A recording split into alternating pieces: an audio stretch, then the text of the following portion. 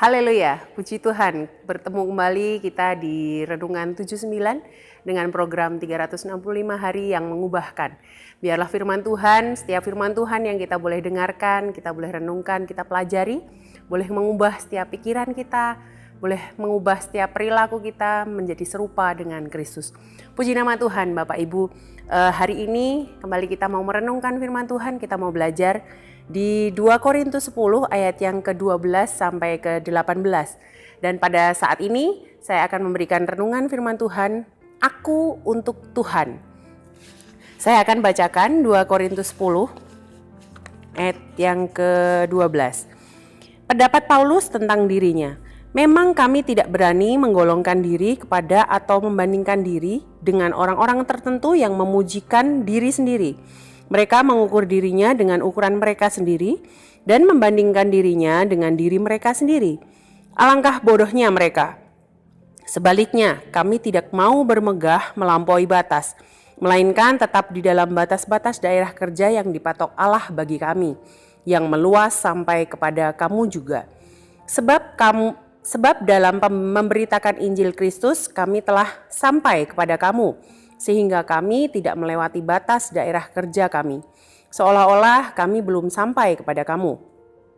Kami tidak bermegah atas pekerjaan yang dilakukan oleh orang lain di daerah kerja yang tidak dipatok untuk kami. Tetapi kami berharap bahwa apabila imanmu makin bertumbuh, kami akan mendapat penghormatan lebih besar lagi di antara kamu, jika dibandingkan dengan daerah kerja yang dipatok untuk kami. Ya, kami hidup supaya kami dapat memberitakan Injil di daerah yang lebih jauh daripada daerah kamu, dan tidak bermegah atas hasil-hasil yang dicapai orang lain di daerah kerja yang dipatok untuk mereka. Tetapi barang siapa bermegah, hendaklah ia bermegah di dalam Tuhan. Sebab bukan orang yang memuji diri yang tahan uji, melainkan orang yang dipuji Tuhan. Puji nama Tuhan. Saat ini di pasal yang ke-10 ini terjadi pertikaian antara Paulus dan golongan-golongan tertentu di Korintus. Dan golongan-golongan ini adalah rasul-rasul palsu yang mengajarkan kesesatan dan memecah belah jemaat. Mereka juga menuduh Paulus sebagai rasul yang palsu. Sehingga penting bagi Paulus untuk membela dirinya walau hanya melalui surat yang dia tuliskan. Dan di dalam surat ini juga Paulus sengaja untuk tidak menemui langsung, karena ada kekhawatiran apabila mereka bertemu langsung akan terjadi tindak kekerasan. Namun sikapnya ini justru dipandang oleh kelompok-kelompok tersebut bahwa Paulus ini seorang yang penakut.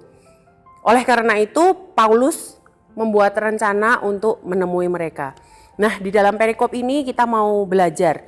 Yang pertama dari ayat yang ke-12 dan 13. Memang kami tidak berani menggolongkan diri kepada atau membandingkan diri dengan orang-orang tertentu yang memujikan diri sendiri. Mereka mengukur dirinya dengan ukuran mereka sendiri dan membandingkan dirinya dengan diri mereka sendiri. Alangkah bodohnya mereka.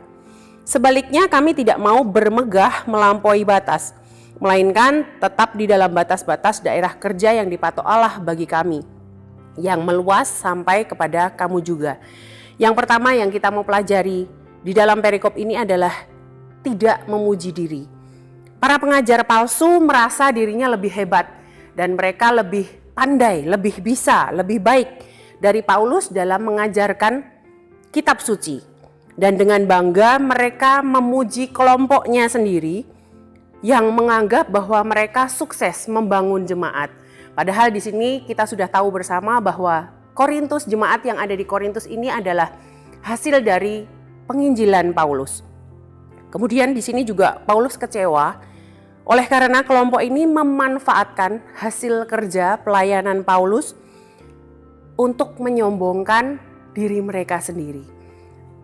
Kemudian yang kedua kita mau belajar di ayat yang ke-14 dan ke-15. Sebab dalam memberitakan Injil Kristus kami telah sampai kepada kamu, sehingga kami tidak melewati batas daerah kerja kami, seolah-olah kami belum sampai kepada kamu. Kami tidak bermegah atas pekerjaan yang dilakukan oleh orang lain di daerah kerja yang tidak dipatok untuk kami. Tetapi kami berharap bahwa apabila imanmu makin bertumbuh, kami akan mendapat penghormatan lebih besar lagi di antara kamu jika dibandingkan dengan daerah kerja yang dipatok untuk kami. Poin yang kedua yang kita mau pelajari dari perikop ini adalah jangan bermegah dari hasil kerja orang lain.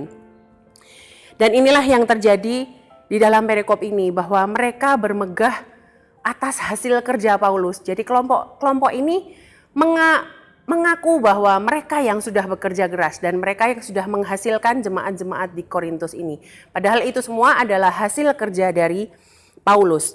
Dan di sini juga Paulus memastikan bahwa dialah yang mendirikan jemaat Korintus. Jemaat Korintus adalah hasil pelayanan dari Paulus. Dan Paulus juga tidak bermegah atas hasil kerja orang lain. Dia juga tidak bermegah, dia tidak sombong atas hasil kerjanya sendiri. Tetapi di sini kita mau belajar untuk tidak bermegah atas hasil kerja orang lain. Kemudian poin yang ketiga, kita mau belajar di ayat yang ke-16 sampai ke-18 untuk kita boleh bermegah di dalam Tuhan. Saya bacakan ayat yang ke-16. Ya, kami hidup supaya kami dapat memberitakan Injil di daerah-daerah yang lebih jauh daripada daerah kamu, dan tidak bermegah atas hasil-hasil yang dicapai oleh orang lain di daerah kerja yang dipatok untuk mereka. Tetapi barang siapa bermegah, hendaklah ia bermegah di dalam Tuhan. Sebab bukan orang yang memuji diri yang tahan uji, melainkan orang yang dipuji Tuhan.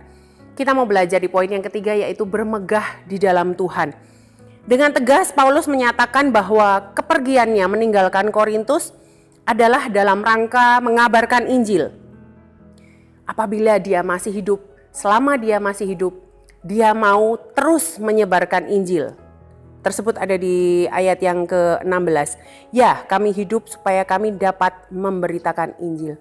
Jadi hal ini juga menegaskan bahwa tujuan hidup dari Paulus ini bukan mencari pujian dan bukan mencari kemegahan dari manusia, melainkan dia mau melayani Tuhan, mau memberitakan Injil. Paulus juga menyampaikan bahwa wajar ketika kita merasa bangga apabila kita sudah melakukan sesuatu dan itu berhasil, kemudian banyak orang yang memuji kita dan kita merasa bangga, itu boleh-boleh saja, tetapi tidak menjadikan kita untuk sombong. Dari perikop yang kita baca dan kita pelajari tadi, kita bisa menyimpulkan. Yang pertama, biasakan diri untuk tidak memuji diri, atau di sini lebih cenderung kita tidak sombong. Bekerja dengan memberikan yang terbaik, melakukan yang terbaik. Kemudian kita juga melayani Tuhan dengan segenap hati kita, dengan segenap hidup kita. Kita mau melayani Tuhan dan memberikan yang terbaik untuk Tuhan. Apapun yang kita bisa lakukan itu bukan karena kita sendiri, tetapi semua juga karena Tuhan. Kesehatan, kekuatan, itu semua karena Tuhan. Untuk itu kita tidak layak kalau kita menyombongkan diri kita. Kemudian yang kedua, jangan mencari pujian dari yang bukan hak kita atau hasil kerja kita. Jadi biarlah kita boleh memberikan yang terbaik apa yang sudah dipercayakan kepada kita. Dan kita tidak mencari pujian dari hasil kerja orang lain. Dan di sini kita mau belajar lebih baik memperoleh rekan kerja, bekerja dengan baik daripada berkompetisi dengan tujuan menjatuhkan orang lain. Kemudian yang ketiga, jika kita berhasil melakukan sesuatu, ketika kita melakukan sesuatu pekerjaan dan itu berhasil dengan baik, kemudian banyak orang yang memuji kita, apakah kita tidak boleh berbangga diri? Sangat boleh. Kita wajib berbangga diri, menghargai diri sendiri karena kita sudah berjuang, kita sudah berusaha dengan baik.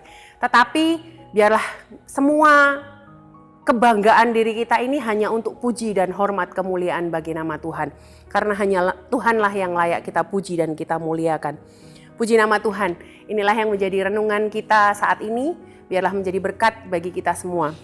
Terima kasih telah mengikuti renungan 79, kiranya dapat menjadi berkat bagi kita semua.